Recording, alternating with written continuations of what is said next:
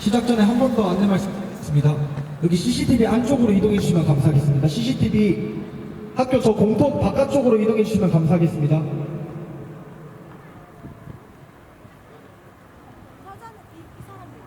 저까지 그리고 절대 저희 연설 중에 혹시 카메라 촬영하시다가 안 보인다고 도로로 나오시고 그러면 안 됩니다. 무조건 여기 횡단보도 이용해서 혹시 건너가실 분들 건너가 주시고 네, 촬영 통행에 방해되지 않게 네, 잘 부탁드리겠습니다. 저희가 이제 시작할 시간이 돼서 시작하기 전에 저희가 재학생을 인정하는 학적 인증 먼저 하고 시작하겠습니다. 여기 계신 학우분들은 핸드폰 인증이라든지 학생증 인증을 통하여 학적을 인증해 주십시오.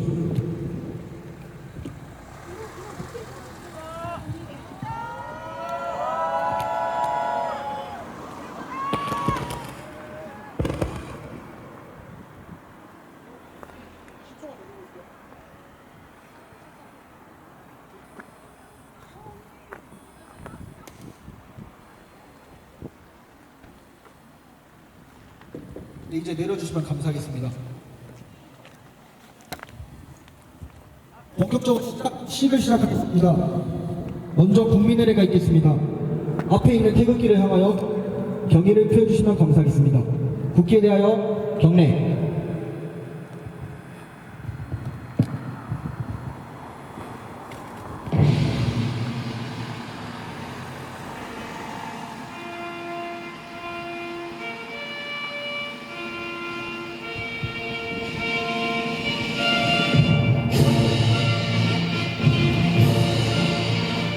나는 자랑스러운 태극기야.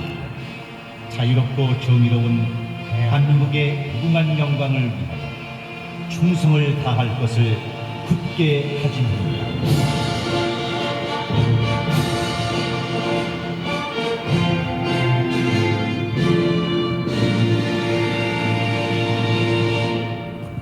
바로 다음으로는 애국가 제창이 있겠습니다.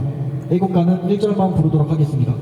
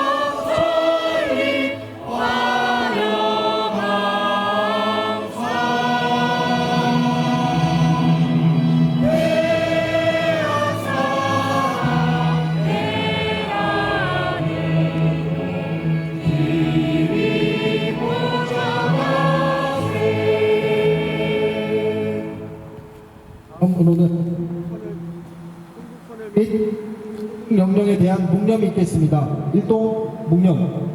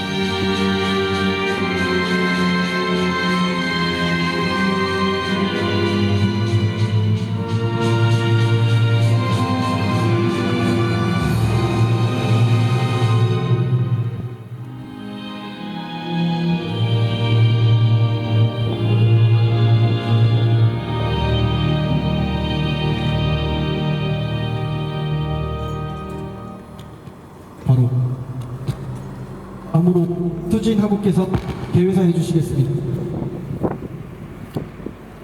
반갑습니다. 반갑, 자,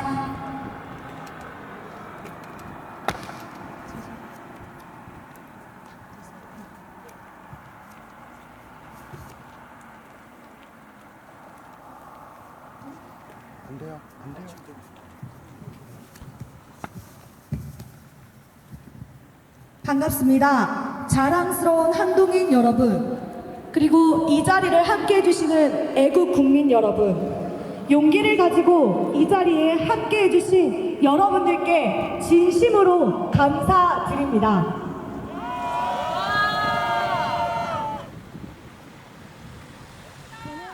저는 개회사를 맡게 된 한동대학교 국제법률대학원 2학번 임수진입니다.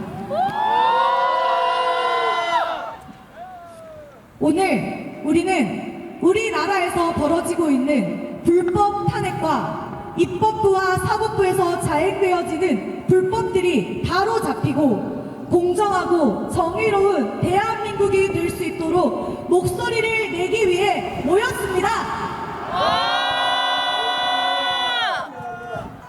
우리 한동대학교는 초대 김영길 총장님께서 세우실 때 그저 많은 대학 중 하나가 아니라 정말로 하나님이 원하시는 대학이 되게 해달라고 늘 말씀하셨습니다.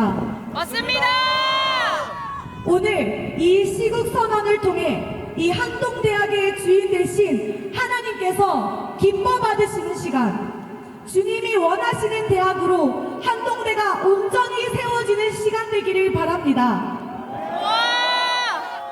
영어로 간단히 오프닝 리마크를 전하고 한동대 학생들의 시국 선언이 있도록 하겠습니다. To all the respected Handong Global University students and all the respected people, thank you for gathering here today. Handong students have always stood for truth, freedom, and the rule of law. Now, our country is at a crossroads. President Yoon Suk-yeol took a stand against injustice, and so we must fight against this injustice. This unlawful impeachment is a direct assault on justice and must be nullified. We will fight relentlessly to protect our nation and our freedom.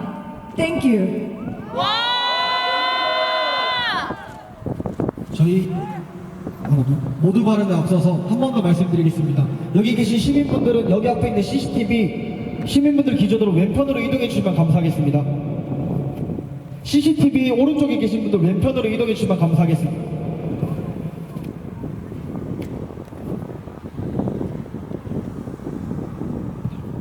다음으로 김성준 학우께서 모두 발언해 주시겠습니다.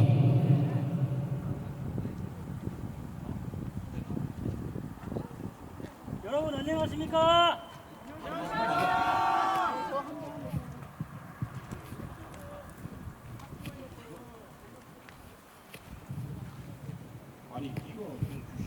여러분 안녕하십니까? 안녕하십니까? 저는 한동대학교 법학과 2사학번 김광석입니다. 먼저 성경 구절 읽고 시작하겠습니다. 오직 공법을 물같이 정의를 하수같이 흘릴지로다. 아모스 5장 14절 말씀이었습니다. 아멘. 저는 오늘 단순히 대통령 한 사람을 위해서 이 자리에 나온 것이 아니라 자유민주주의 가치를 소중히 여기고 실현하고자 하는 윤석열 대통령님의 탄핵을 반대하기 위해서이며 또한 대통령의 탄핵을 인용하는 것보다 각하하는 것이 대한민국 현 상황과 미래를 비춰볼 때 혼란을 훨씬 줄일 것입니다. 맞습니다. 저는 사실상 전체주의 국가인 북한에서 살았던 한 사람으로서 북한과 다른 점이자 대한민국에서 가장 소중한 가치는 법치에 의한 법치를 통한 민주주의, 자유민주주의, 법치주의 대한민국이었습니다. 맞습니다. 그러나 현재 국민들의 투표로 당선된 대통령에 대한 탄핵 심판의 모든 과정이 불법으로 진행되어 대한민국 법치제의 근간이 심각하게 훼손되고 있는 것을 보고 있습니다. 맞습니다.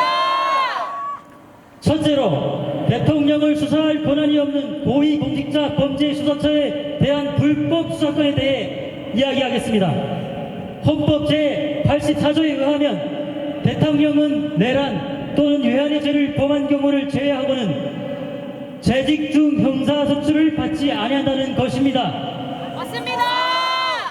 공수처는 공수처법에 따라 대통령이나 고위공직자에 대한 직권 남용에 대해 수사할 권한은 있으나 내란 또는 외환죄에 대한 대통령 수사권이 없음에도 불구하고 대통령을 수사하기 위해 체포 및 구성하는 과정에서 불법의 불법을 거듭했습니다.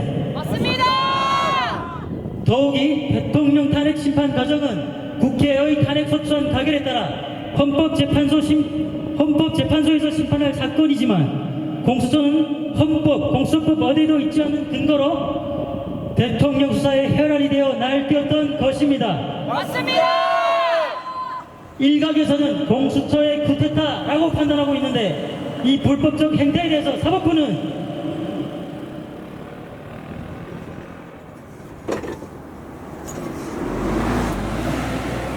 즉시 수사해야 한다고 봅니다. 여러분 그렇지 않습니까? 맞습니다. 대통령 수사권이 없었음에도 수사한 불법기관 공수처를 규탄한다! 규탄한다! 규탄한다! 규탄한다! 공수처의 이런 불법적 행태 자체로도 심각한 상황이지만 더 나아가 둘째로 대통령과 관련하여 구속영장, 압수수색영장, 체포영장을 발부하는 과정에서 만든 불법적 요소를 말씀드리겠습니다. 공수처법 제31조에 따르면 수사처 검사가 공소를 제기하는 고위공직자 범죄 등 사건의 제1심 재판은 서울중앙지방법원의 관할로 한다. 다만 범죄지, 증거의 소재지, 피고인의 특별한 사정 등을 고려하여 수사처 검사는 형사소송법에 따른 관할 법원에 공소를 제기할 수 있다고 명시되어 있습니다. 그러나 공수처는 대통령을 구속 및 수사하기 위해 2024년 12월 6일부터 여러 차례 압수수색영장, 통신영장을 서울중앙지법에 청구했었고 바로 기각당했습니다. 공수처는 김용현 전 장관과 여인영 전 방첩사령관에 대한 구속영장과 체포영장도 서울중앙지법에 청구했으나 모두 기각당했습니다. 공수처는 계속해서 서울중앙지법에서 영장 청구가 기각당하자 서울서부지법에 영장들을 청구해 발부받았던 것입니다. 여러분, 서울서부지법에 있는 판사들과 공수처장 어느 어디 소속입니까? 판결마다 좌표명이 부합되는 좌파 법관사 조직인 우익법연구회 출신들 아닙니까? 맞습니다. 공수처는 서울중앙지법에 각 영장을 청구한 사실이 있고 기억한 사실과 기억 사유에 대해 지금까지 국민들에게 숨겨왔습니다. 국회 질의와 청문회에서 여러 차례 서울중앙지법의 각 영장을 청구한 사실이 있는지를 물었지만 끝까지 청구한 사실이 없다고 해명했습니다. 그러나 윤 변호인단을 통해 청구해서 기각당한 사실이 해당 문서를 통해 발견되어 드러났습니다. 그러나 공수처는 질문에 대해 잘못 이해했었다고 말도 안 되는 거짓말로 입장을 표명했습니다. 거짓말을 일삼는 불법 기관이라는 것을 말해주고 있습니다. 맞습니다. 국민들은 국민들의 투표로 당선된 대통령의 탄핵 심판 과정과 모든 것에 대해 알 권리가 있습니다. 맞습니다. 국민들에 의해 당선된 대통령의 인권도 보장해 주어야만 합니다. 맞습니다. 국민들을 바보로 보지 마십시오. 공수처가 그 사실을 숨겼다 할지라도 서울중앙지법은 그 사실과 사유를 표명했어야 한다고 보고 있지만 대한민국 대법원은 도대체 무엇을 하고 있습니까? 맞습니다. 셋째로 형사소송법 제110조에 따라 군사상 비밀을 요하는 장소는 그 책임자의 승낙 없이는 압수 또는 수색할 수 없다고 명시하고 있지만 서울 서부지법에서는 불법적으로 영장을 발부했습니다. 맞습니다.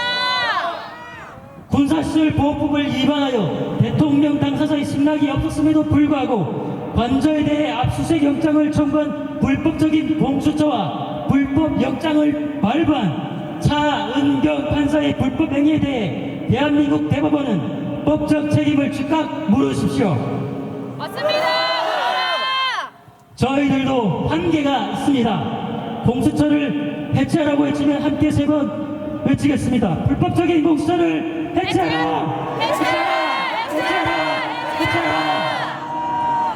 불법적인 판사들은 자진하여 사퇴하라! 사퇴하라!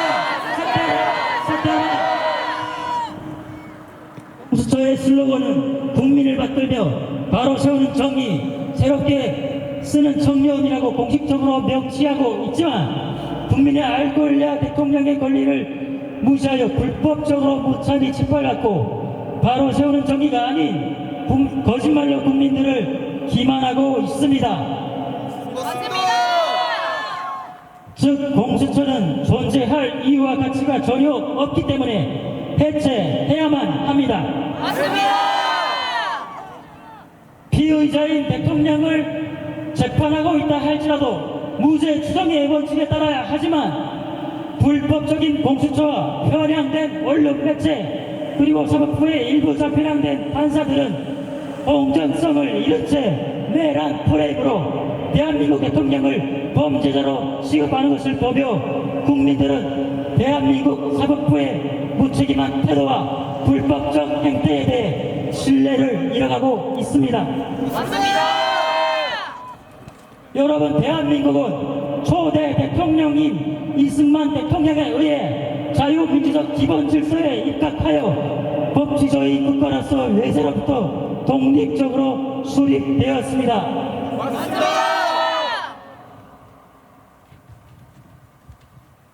우리 국가와 국민을 위한 대한민국 사법부는 권력 분리 법칙에 따른 입법, 행정, 사법 중 한 부분으로서 독립적으로 자리잡아 경제 발전과 쉽지 않은 민주화 역사 속에서도 발전해 왔습니다. 그래서 상당의 자료가 북한에 빠져나갔습니다. 맞습니다. 지금 여러분 누군가의 개인정보가 북한에 있을지도 모릅니다.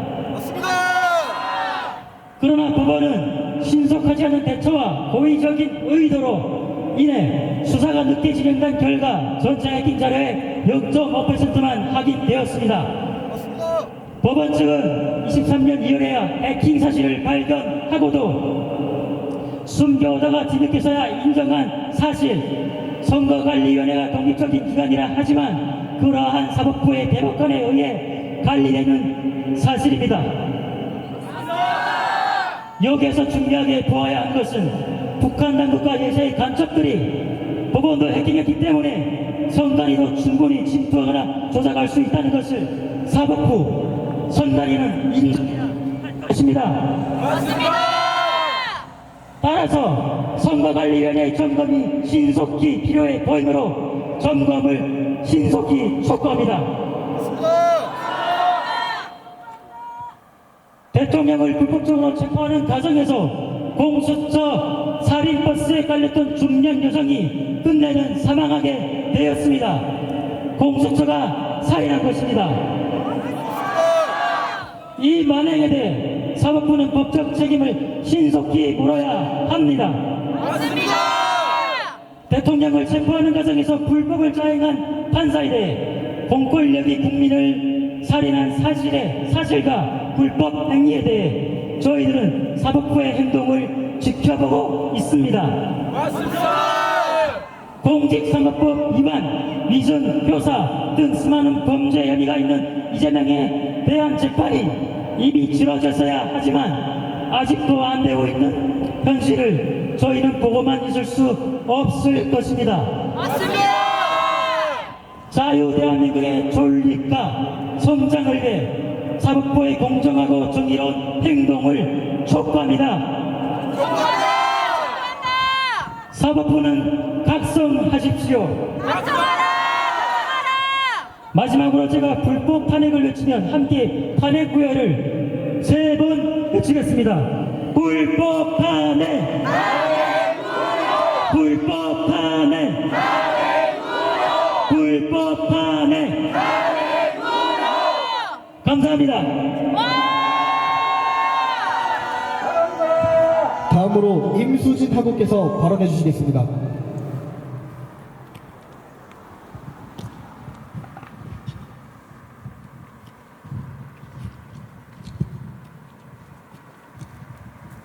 자랑스러운 한동인 여러분 반갑습니다.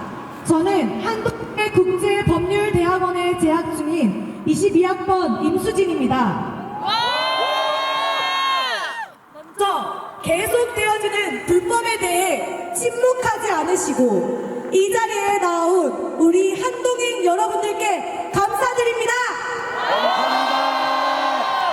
저도 말씀 한 구절을 낭독하고 본격적 발언을 하도록 하겠습니다. 너희는 이 세대를 본받지 말고 오직 마음을 새롭게 함으로 변화를 받아 하나님의 선하시고 기뻐하시고 온전하신 뜻이 무엇인지 분별하도록 하라. 로마서 12장 2절 말씀. 아멘. 저는 오늘 이 말씀을 묵상하며 하나님과 여러분들 앞에 섰습니다. 하나님께서 한동대 시국선언을 통해 우리에게 새롭게 함과 하나님의 선하시고 기뻐하시고 온전하신 뜻이 우리 안에 굳건히 세워지기를 기도합니다. 제가 말씀드릴 주제는 크게 2가지입니다. 첫째는 거대 야당의 횡포, 둘째는 종북 종중 세력과의 커넥션에 대해 말씀드릴 것입니다. 먼저 거대 야당의 횡포에 대해 말씀드리겠습니다. 민주당을 중심으로 형성된 192명의 거대 야당은 29번의 탄핵 소추안을 발의했습니다. 윤석열 대통령, 한덕수 국무총리, 이상민 행안부 장관, 김용현 국방부 장관, 박성재 법무부 장관, 이진숙 박통위원장, 조지호 경찰청장, 최재해 감사원장, 이 외에도 다 언급하기조차 힘들 정도로 수많은 검사들이 야당의 이재명 대표를 수사했다는 이유로 줄탄핵을 당했습니다. 이로 인해 행정부의 주요 요직들과 주요 공직들이 공석이 되었습니다. 여러분, 이 상황이 정상적인 상황이라 생각하십니까? 만약 지금 당장 북한의 공격으로 전쟁이 일어난다면 어떻게 될 것 같습니까? 지금 이 상황은 지극히도 비정상적인 상황이며 윤석열 대통령께서 말씀하셨듯이 국가적인 위기 상황인 것입니다. 그리고 거대 야당은 똘똘 뭉쳐서 이번 연도에 쓰이는 주요 예산들을 대거 삭감했습니다. 대통령실 특활비 0원, 검찰 특활비 0원, 감사 특활비 0원, 경찰 특활비 0원, 원전 관련 사업, 청년 일자리 지원 사업, 한미, 한일 대학생 연수 사업, 보육 지원 사업 등등 정말 필요한 곳에 쓰이는 예산들을 삭감했습니다.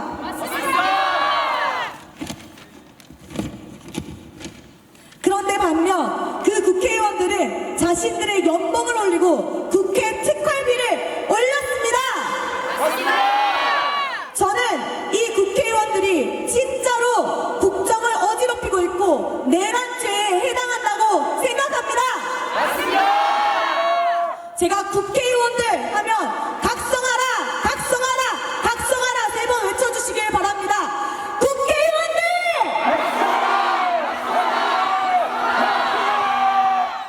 대한민국의 청년으로서 국민으로서 말씀드립니다. 민주당을 비롯한 거대 야당이 정말 우리나라의 미래를 위해 정치를 하고 있는 것인지 아니면 윤석열 정권의 퇴진을 위한 정치를 하고 있는 것인지 되묻지 않을 수 없습니다. 맹목적인 탄핵 남발, 주요 예산 삭감을 하는 저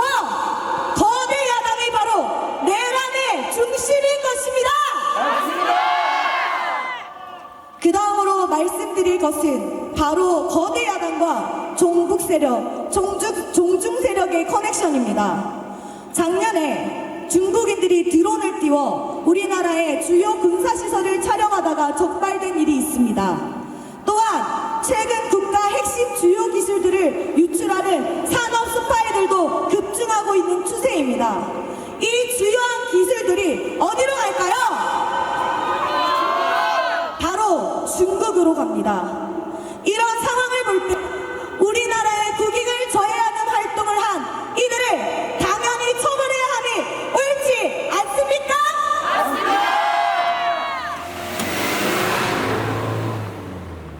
그런데 중국에서 온 간첩들을 처벌할 수 있는 법안을 개정하려고 해도 민주당 중심의 저 거대 야당은 이를 완강히 거부하고 있습니다.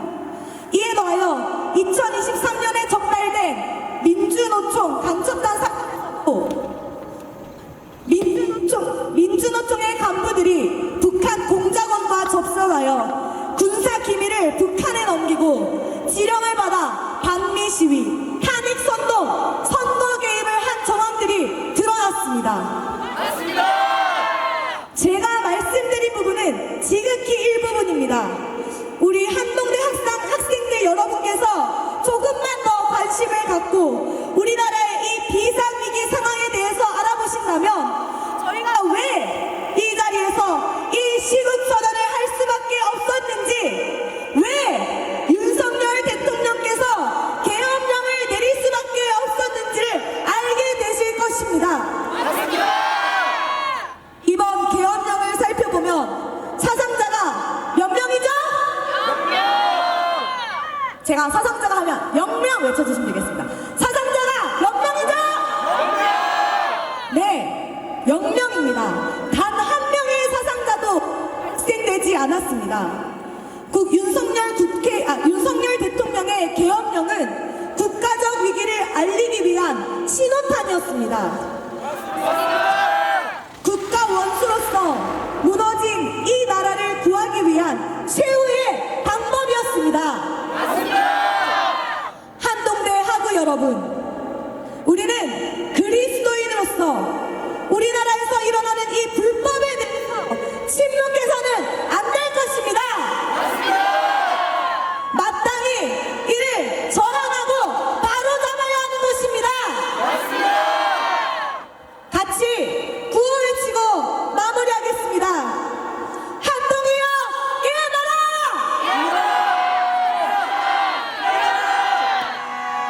한동이여 깨어나라!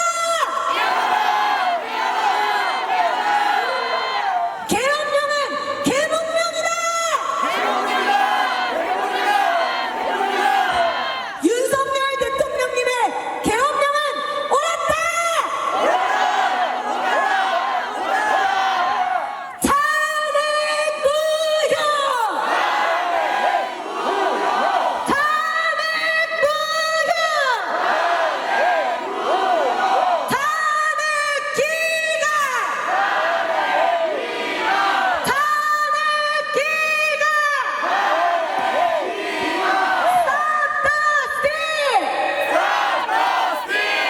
Stop the steal! CCP out! CCP out!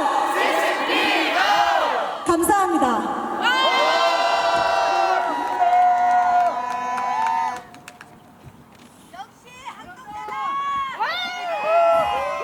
다음으로는 제가 발언하도록 하겠습니다.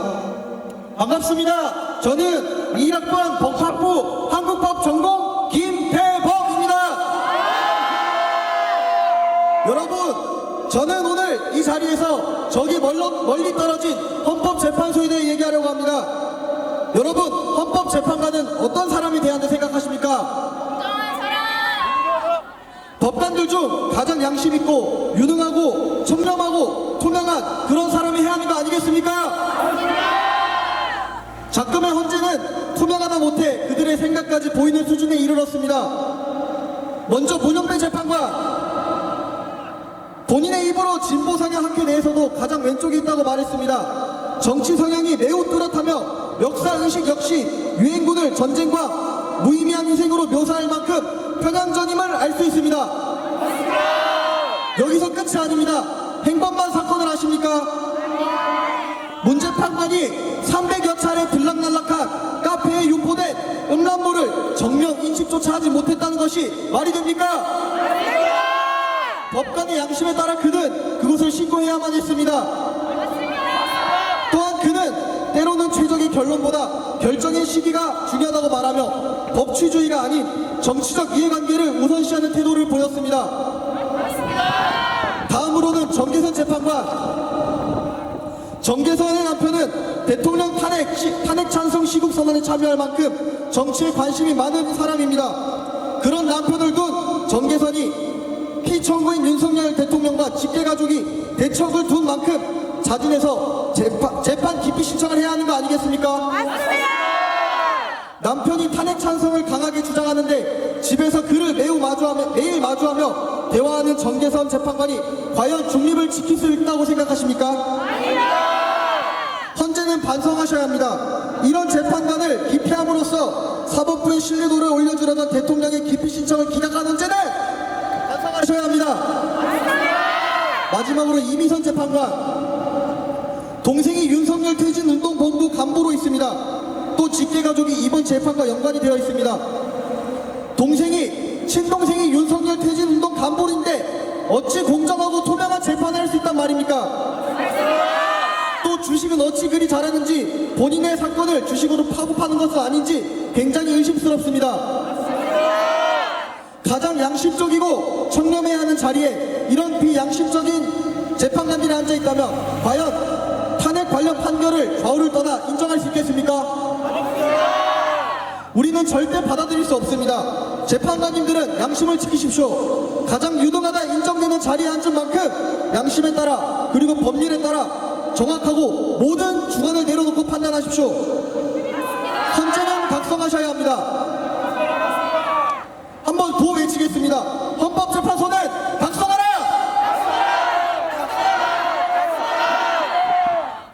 대한민국 헌법 제103조는 법관은 헌법과 법률에 의하여 그 양심에 따라 독립하여 심판한다고 명심하고 있습니다. 재판관은 정치적 입장이 아니라 오로지 헌법과 법률에 따라 판결해야 합니다. 그러나 지금의 헌법재판소는 이러한 원칙을 스스로 저버리고 있습니다. 국민들은 더 이상 헌법재판소를 신뢰하지 않습니다. 법을 전공하는 학생으로서 정말 개탄스럽습니다. 재판관님들, 헌법이 명령하는 대로 공정한 판결을 하십시오. 헌법과 법률 그리고 양심에 따라 판결하십시오. 업무 시간에 88편의 독후감을 작성하고 음란물 유포를 보고도 방관한 근무태만 직무유기 문영배 직계가족이 탄핵 심판과 연관되어 있는 이미선 정계선 자진해서 그 자리에서 내려오십시오. 그래야 모든 국민이 이 판결에 동의할 것입니다. 불의한 재판관들은 자진해서 사퇴하라! 헌법재판소 산하 헌법재판연구소에서 발간한 주석 헌법재판소법 653페이지 내용을 집필한 김하열 고려대학교 법학전문대학원 교수의 해석에 따르면 권한대행 직무 중 탄핵 사유가 발생한다면 가결 기준은 200석이 기준입니다. 헌재는 이 사실을 알면서도 탄핵 소추안을 각하하지 않고 있습니다.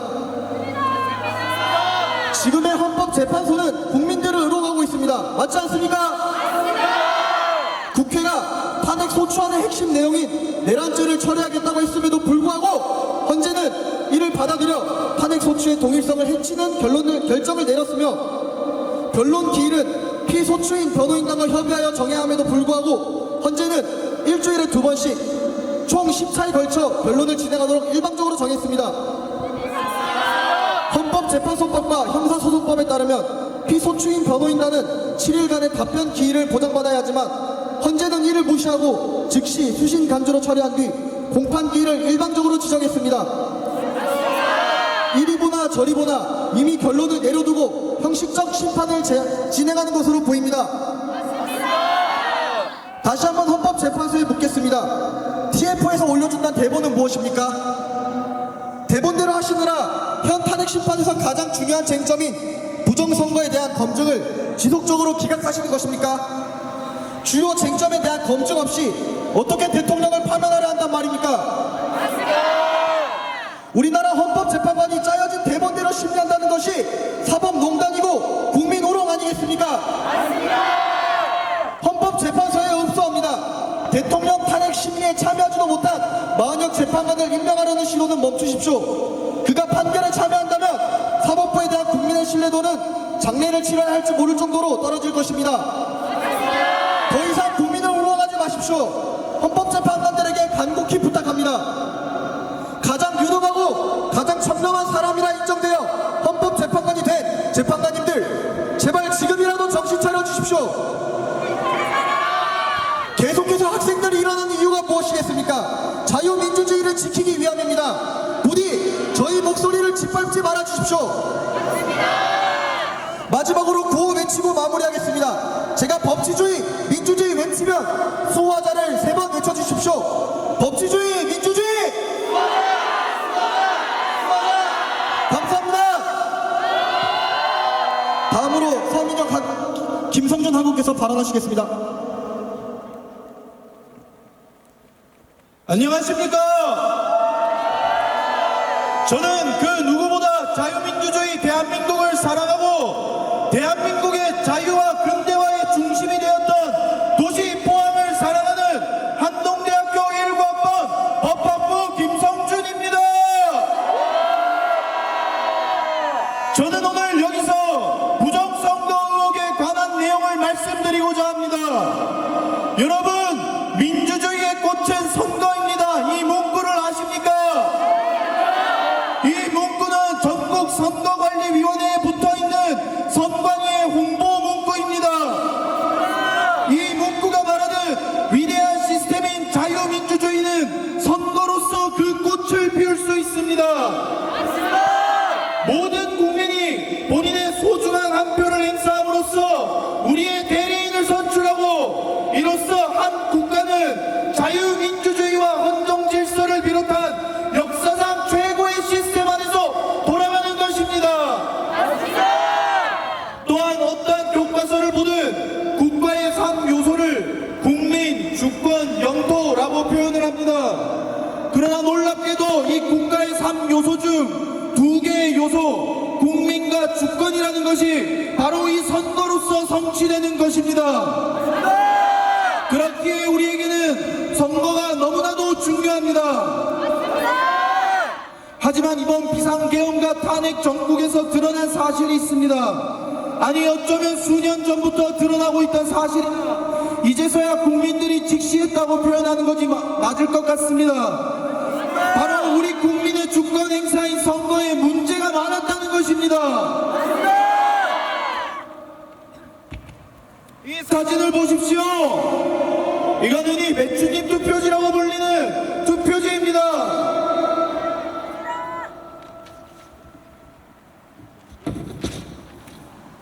이 사진을 보십시오. 이것은 재검표 과정에서 발견된 본드가 붙어 2장이 붙어서 떨어지지도 않는 투표지입니다.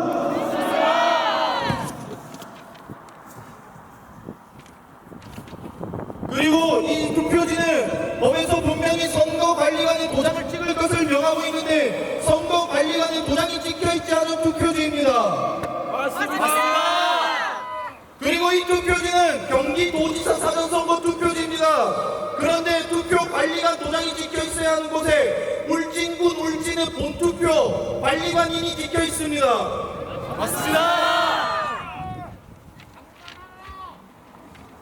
지금 이 투표지는 여빈이 맞지 않는 투표지입니다. 여러분 투표해보셔서 아실 겁니다. 가서 신분증 검사하면 그 자리에서 투표지 뽑아주죠. 그런데 이 투표지 규격이 맞지 않습니다. 양옆에 여백이 있어야 하는데 오른쪽으로 다 몰려 있습니다. 이거는 왠지 모르겠는데 중간에 테이프로 붙여져 있습니다.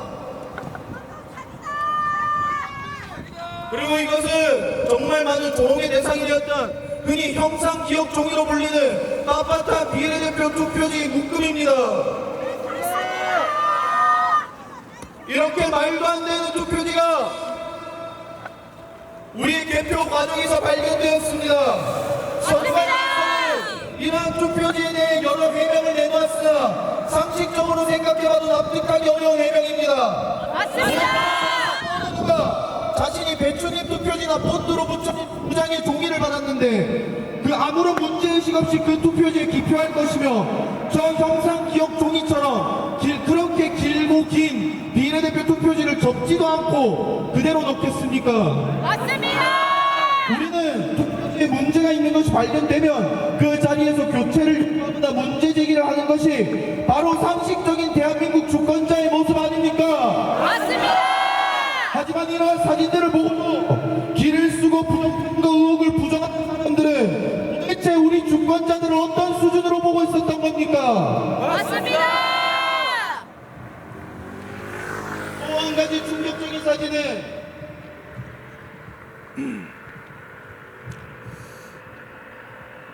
바로 이 사진입니다. 보기에 문제없어 보입니다. 하지만 이 투표지 한동대가 속한 포항시 북구 그 선거구 개표 과정에서 발견된 투표지입니다. 작년 총선이었습니다. 그런데 2020년도 투표지가 발견됐습니다. 포항시 북구 개표소에서 나왔습니다. 여러분, 이게 전자개표기를 무사 통과하고 그 당시 여야가 합의해서 수검표 과정을 추가했는데 그 과정에서 발견됐습니다. 만약에 작년 총선에서 수검표 과정이 추가되지 않았더라면 이 투표지는 전자개표기를 무사 통과하여 정상적인 유효표로 통과가 됐을 겁니다. 아닙니까? 제가 지금까지 보여드린 이 사진들은 누군가 컴퓨터 그래픽으로 복원한 것도 아니요 누군가 만들어낸 것도 아닙니다. 재검표와 개표 과정에서 발견되고 찍힌 사진입니다. 맞습니다.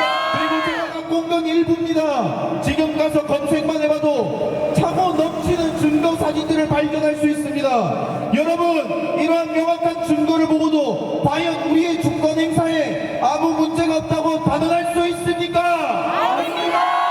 선거 관리가 정상적으로 되었다고 말할 수 있습니까? 아닙니다.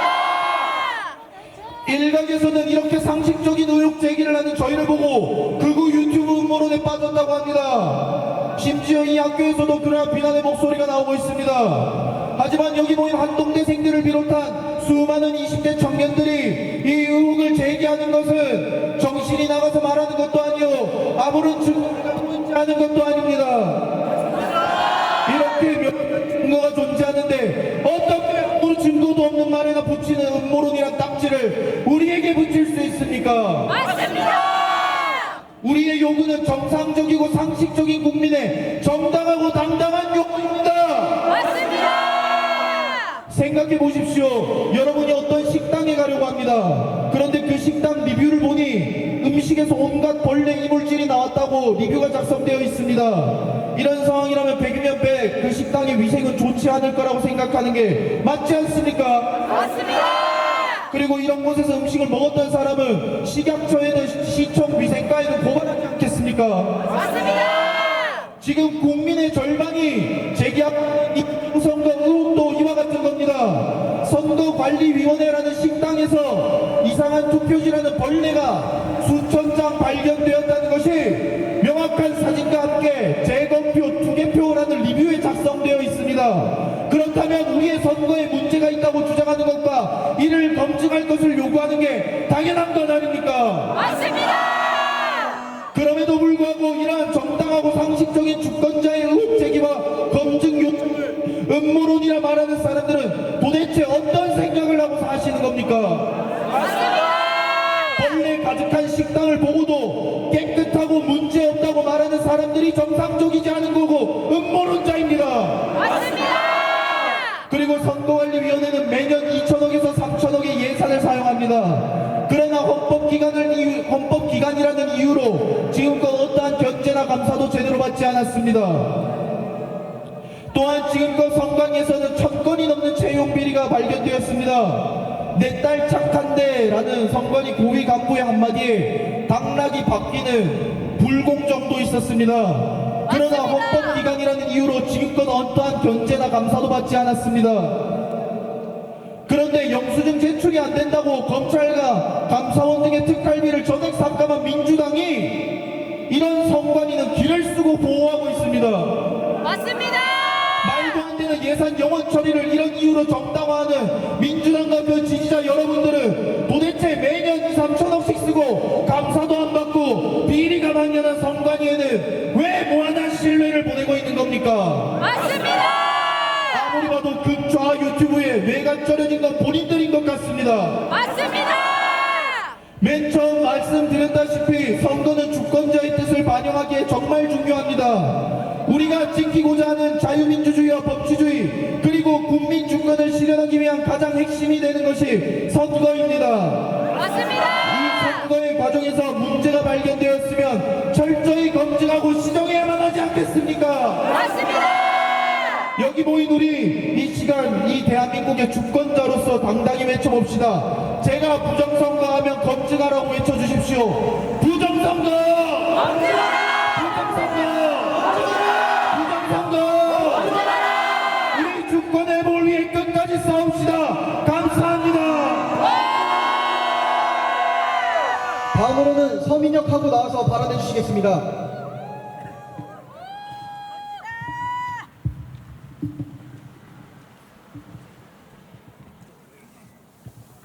안녕하십니까. 저는 한동대학교 국제지역학 합법전공 이상학번 서명입니다. 반갑습니다. 저는 군대를 준비하는 것과 기립대 때문에 휴학한 상태이나 나라를 사랑하는 마음으로 이 자리에 서게 되었습니다. 여러분, 지금 우리는 체제전쟁 중입니다. 우리는 지금 반국가 세력과 싸우고 있습니다. 저들이 대한민국의 주권을 조금씩 빼앗아가고 있는 상황입니다. 맞습니다.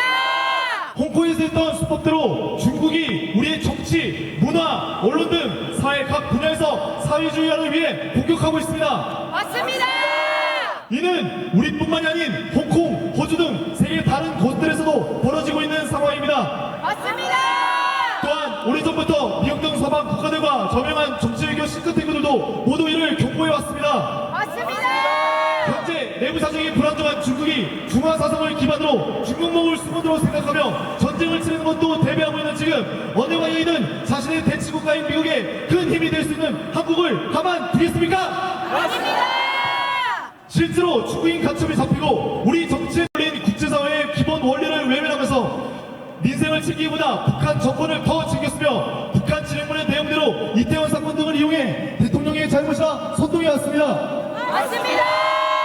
또한 그들은 대통령이 당선되자마자 탄핵을 지속적으로 주장하면서 대통령이 아무런 일을 할 수 없도록 20건 이상의 대량 탄핵, 예산안 폭거를 저질렀으며 그 가운데 중국과 직접 접견하는 3권 분립을 무너뜨리는 월권 행위를 일삼았고 민주당에 유리한 비상시적 헌법재판소의 졸속 재판, 사라지지 않은 부정선거 이용에 국민들의 눈과 귀를 막고 간첩법 개정 반대, 마약 방지법 제정 반대, 국회 증언법 제정 등등 상식적으로는 생각할 수 없는 것들을 현재 대한민국에서 일어나게 하고 있습니다.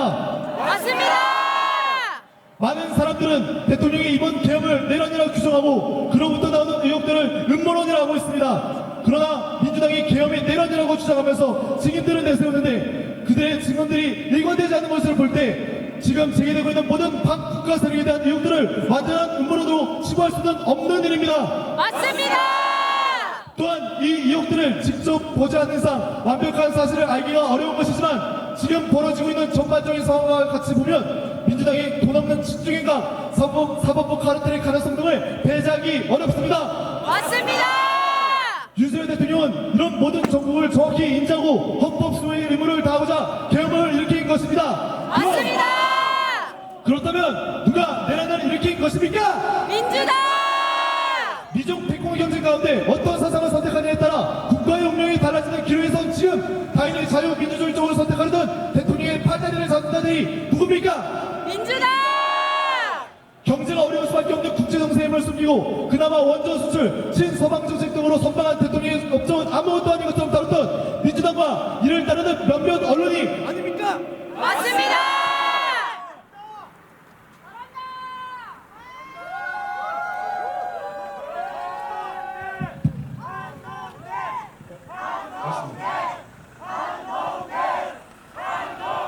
저는 제 반대편에 서 있는 국민들을 무조건 욕하고 싶지는 않습니다. 저분들도 하나의 인격체이고 같은 인간이기에 저랑 생각이 다르다고 무조건 욕하는 것은 예수님께서 제게 알려주신 사랑이 아니기 때문입니다.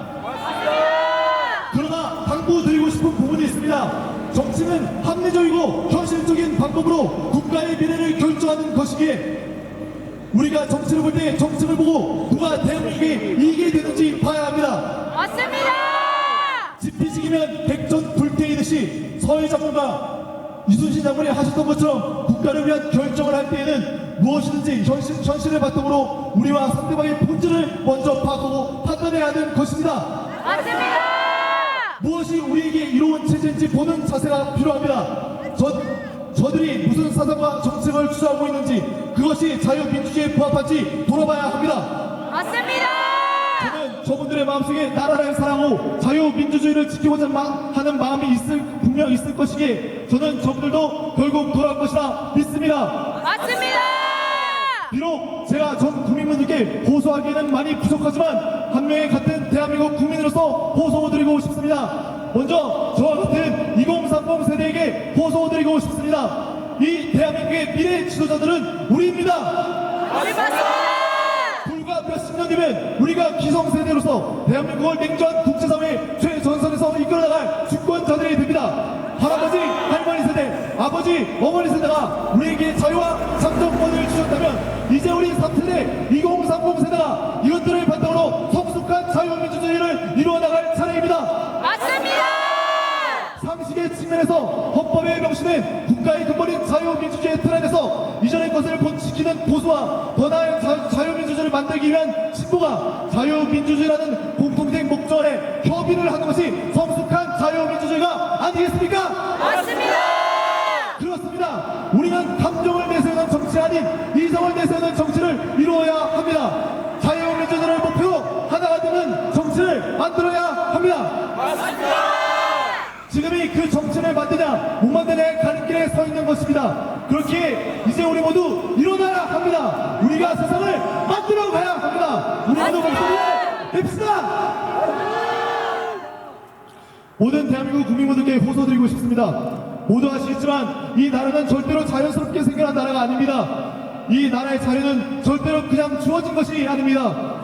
공산주의로부터 자유와 권리를 지키고자 했던 누군가의 희생 덕분에 우리가 누릴 수 있는 것입니다. 맞습니다. 헌법에 명시되어 있는 것처럼 우리가 진정 대한민국의 주권자라면 자유민주주의라는 가치 아래 모인 사람들이라면 이제는 우리가 국가에 관심을 가지고 책임을 져야 할 차례입니다. 맞습니다. 그 책임은 오로지 현실에서 오는 것이 결코 이상에서 오는 것이 아닙니다. 맞습니다.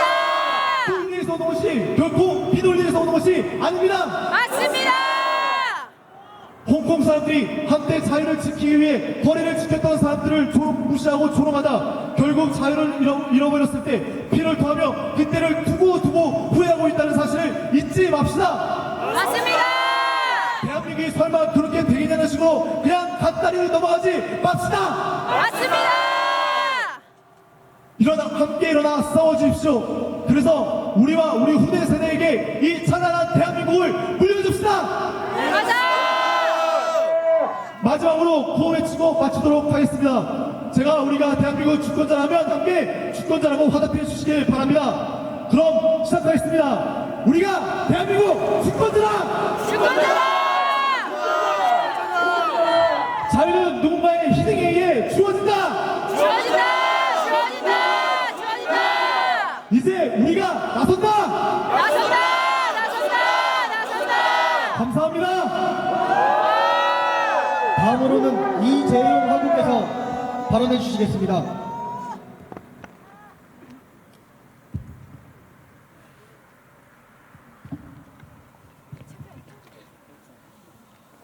많은 언론들은 탄핵 반대 시국선언이 대학생들의 목소리가 아니라 외부 극우 세력들의 목소리라고 여론몰이를 하고 있습니다. 작용화된 언론들은 우리 대학생의 목소리를 외부 극우 세력의 목소리라고 프레임을 씌워 폄훼하고 있습니다. 맞습니다. 그럼 당신들에게 물어보겠습니다. 당신들은 극좌 세력의 대학 침투를 보고도 문제 삼은 적이 있습니까? 노동자연대, 대진련, 촛불행동, 조국다, 팔레스타인 공동행동 등 극좌 세력의 대학가 침투를 문제 삼고 외부 극좌 세력의 침투라고 보도하신 적 있습니까? 없습니다. 캠퍼스 내에 정당하게 게시된 탄핵 반대 대자보를 훼손한 극좌 세력들이 문제 삼고 보도하신 적 있습니까? 없습니다. 왜 탄핵 찬성은 국민이고 반대는 극우입니까? 이제 더 이상 국민들은 속지 않습니다. 맞습니다. 지금 서부지법 사태를 폭동이라고 하신 분들이 비교적 최근에 있었던 동덕여대 사태 그리고 민노총과 그 무리들에게는 폭동이라고 하신 적 있습니까? 없습니다. 세월호 선동 때 좌파 단체들의 데모 때 경찰 120명이 부상당을 당하고 70여 대의 버스를 뒤집고 유리를 깨고 방화까지 했습니다. 그런데 언론들 이 무리를 폭도라고 이 시위를 폭동이라고 했었습니까? 없습니다. 오히려 공권력을 처참히 짓밟은 폭도들을 세월호 추모 집회라며 감싸주었고 오히려 경찰들의 과잉진압이라며 물타기를 했습니다. 또한 2008년 광우병 시위 때 특별한 이슈에 따라 집중 투쟁기를 선정하여 폭력 시위를 주도했습니다. 그리고 충격적이게도 이들은 이명박 대통령이 있던 청와대 진입을 시도하였습니다. 비록 이들은 청와대 진입을 방지하기 위해 설치된 경찰버스에 가로막혔지만 그 경찰버스의 타이어를 손상시키거나 주유구에 불순물을 투입하여 경찰버스를 무력화시키고 심지어는 불법 시위 용품과 경찰 대원들의 무기를 탈취하여 사용하였습니다. 청와대 진입이 가로막힌 이들은 동아일보와 조선일보 본사 사옥을 찾아가 입구를 점령 및 파손 그리고 그 외에도 많은 기물 테러들을 자행하였습니다. 그러나 이들을 복도라고 한 언론들 있습니까? 없습니다. 여러분, 언론이란 국민들의 의견을 대변하고 정의의 목소리를 내며 국가의 수호자여야 합니다. 언론은 여론 형성에 큰 영향을 주기 때문에 입법부, 사법부, 행정부, 그 뒤를 이은 4대 권력으로 부르기도 합니다. 앞서 말한 것처럼 이렇게 중요한 언론을 북한 간첩의 하수인 민노총 언론노조가 장악하여 좌편향된 과장, 축소, 왜곡을 입삼고 심지어는 가짜뉴스까지 쏟아냅니다. 사랑하는 한동대학교 선배 동기 여러분, 우리 청년들을 응원해 주시고 응원해 주시는 애국 시민 여러분, 그리고 대한민국 국민 여러분, 우리가 원하는 언론은 진실성, 공정성, 객관성, 독립성, 책임감, 용기가 필요합니다. 좌편향된 언론들은 빠른 시일 내로 언론의 본분을 되새기며 공정하고 진실된 보도를 하시기 바랍니다. 감사합니다. 다음으로 정감성 학우께서 발언해 주시겠습니다.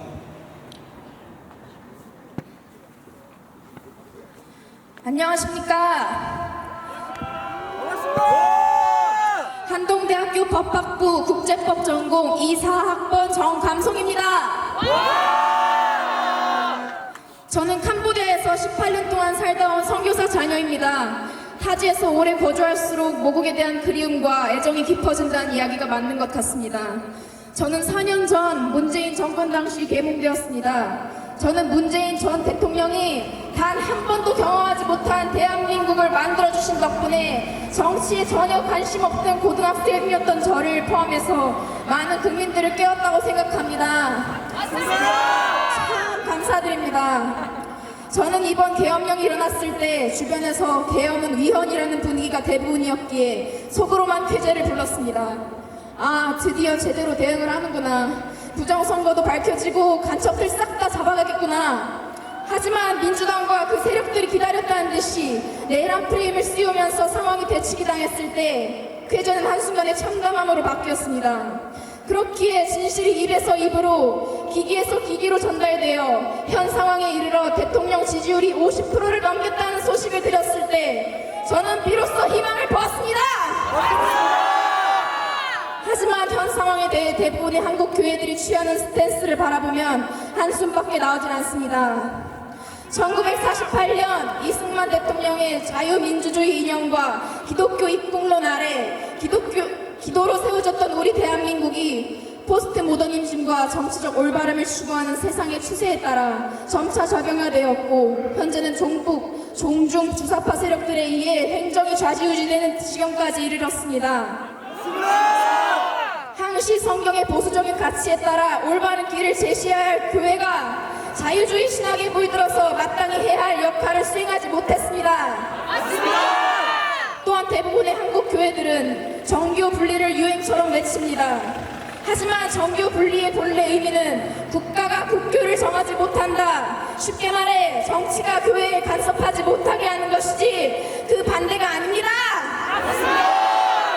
한국 교회는 정교 분리를 거꾸로 받아들이고 있습니다. 자칭 그리스도인이라고 하는 사람들이 지금 애국 활동을 하는 목회자분들에게 이런 말들을 합니다. 준엄한 설교의 자리를 정치 선동의 자리로 바꾸었다. 거룩한 예배 시간에 극단적 정치 이념을 강요한다. 제2의 신사참배다. 웃기지도 않습니다. 목사가 설교 자리에서 반기독교적 사상을 비판하는 것이 어떻게 설교의 순수성을 더럽히는 행위가 된다는 말입니까? 그렇다면 오랜 기간 전부터 현재까지 상당수의 목회자들이 소속되어 있는 WCC와 NCCK는 어떻습니까? 겉으로 아닌 척하지만 사실상 종교 다원주의 단체와 다를 바가 전혀 없는 WCC와 NCCK 아래 소속되는 것이야말로 제2의 신사참배 아닙니까? 예수 외에 다른 구원이 있다고 말하는 게 진짜 배교 아닙니까? 사랑의 하나님이심과 동시에 공의의 하나님께서는 배교하는 자들에게 반드시 그 값을 치르게 하십니다. 어쩌면 그게 지금일지도 모릅니다. 대한민국은 지금 선택의 기로에 서 있습니다. 중국에서 선교사들이 대거 추방당하는 것을 못 보셨습니까? 수많은 교회들이 철거되고 이 항거하는 성도들을 무차별적으로 폭행하고 강제로 끌고 가는 것을 못 보셨습니까? 공산주의, 사회주의 체제 아래 살아남을 교회는 없습니다. 앞에서 선배들이 이야기해 주었듯 행동해야 할 이유와 증거들이 쏟아지고 있는 지금은 판단을 유보할 때가 아닙니다. 분별하여 진실의 편에 설 때인 줄로 믿습니다. 우리 대한민국이 진정한 선교 한국이 되기를 원하지 않으십니까? 내 아들, 딸이 마음 놓고 교회를 다닐 수 있는 환경이 유지되어야 되지 않겠습니까? 그렇다면 더더욱 교회가 나서서 자유민주주의 체제를 목숨 걸고 지켜야 하지 않겠습니까? 감사합니다. 이상으로 발언은 모두 마치겠습니다. 폐회하기 전에 한 가지 안내 말씀드리겠습니다. 저희가 이번 시국선을 준비하며 서명을 받았을 때 학부, 재학, 졸업생 220명과 대학원생들과 합쳐서 250명 이상의 서명을 받았습니다. 마지막으로 김성준 학우께서 폐회사 해주시겠습니다. 네, 감사합니다. 지금의 상황은 겉보기에는 좌우의 정쟁처럼 보이나 결국 근본 체제, 자유민주주의와 반자유민주주의 간의 싸움입니다. 그래서 기존 우파 세력과 이번 사태로 계몽된 많은 이들은 이 근본 문제를 해결하기 위해 다방면으로 전투를 벌이고 있는 것입니다. 그리고 이 싸움을 다른 구도로 본다면 드러내려는 자와 감추려는 자의 싸움이라 말할 수 있습니다. 윤석열 대통령은 계엄을 선포하면서 국내에서 압력하는 반국가 세력을 일거에 척결할 것이라 말했습니다. 압력은 어두울 암에 뛸 약이 합쳐진 단어로 말 그대로 어두운 곳에서 뛰어다닌다는 뜻입니다. 이들이 어두운 곳에서 뛰어다니기 때문에 저도 나름 주사파와 간첩 문제에 관심이 많았고 심지어 이들의 족보까지 외우고 있었는 사람이었음에도 불구하고 지금껏 이 정도로 이들이 압력하고 있었는지는 전혀 몰랐습니다. 우리가 보지 못했던 이 나라의 어두운 곳이 이번에서야 조금씩 드러나고 있는 겁니다. 그리고 이들이 뛰어다닌 그 어두움, 그곳을 더 깊이 들여다본다면 결국 영적 전쟁으로 귀결될 수밖에 없습니다. 지금까지 명확히 드러난 공산주의 세력, 젠더 주류화의 세력, 포스트 모더니즘의 세력 등, 그리고 이들과 동행하며 정치적, 경제적 이익을 얻어온 인물 등, 결국 이들은 그들이 믿고 따르는 이념과 세력의 영적 근원에 동의한 것이나 다름없습니다. 그리고 당연히 아시다시피 이러한 세력의 영적 근원은 단순히 무신론을 넘어서서 진리 혐오에까지 이르는 것입니다. 아무쪼록 이 자리에 함께 해주시고 기도해주신 모든 분들께 깊은 감사의 말씀 드립니다. 그리고 또한 이 자리를 빌어 이곳에 오시진 않았지만 서명해주신 250여 명의 학우님들께도 감사의 말씀을 드립니다. 우리 마지막으로 구호 한번 외치고 이번 한동대학교 탄핵반대 시국선언 행사를 마치도록 하겠습니다. 구호는 제가 대한민국 하면 지키자 하고 외쳐주십시오. 총 3번 외치도록 하겠습니다. 대한민국 지키자! 대한민국 지키자! 대한민국 지키자! 평안한 주말 되십시오. 감사합니다.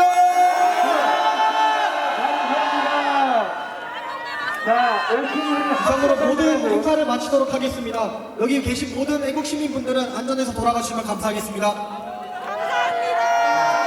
와주셔서 감사합니다. 사랑합니다. 감사합니다. 여러분, 한 3분만 우리 한동대를 위해서 왔잖아요. 여기 계신 분들이 한동대를 사랑하는 분들이니까 한번 같이 우리 학부모들이 어른들이 외치십시다. 같이 한번 외쳐주시면 좋겠습니다. 한동대를 사랑한다. 감사합니다. 사랑한다. 사랑한다. 저희도 사랑합니다. 그리고 또 하나. 좌우를 넘어서는 그 사랑으로 이 대한민국 바꿔봅시다. 한동대는 하나님의 대학이 되라. 한동대는 하나님의 대학이 되라. 한동대는 하나님의 대학이 되라. 감사하고요. 여기 우리 대한민국을 영화화한 거 이거 좀 가져가셔서 이 교회 성도들에게 좀 나눠주면 좋겠어요. 예, 나눠드리세요. 필요한 분들 한 30장 40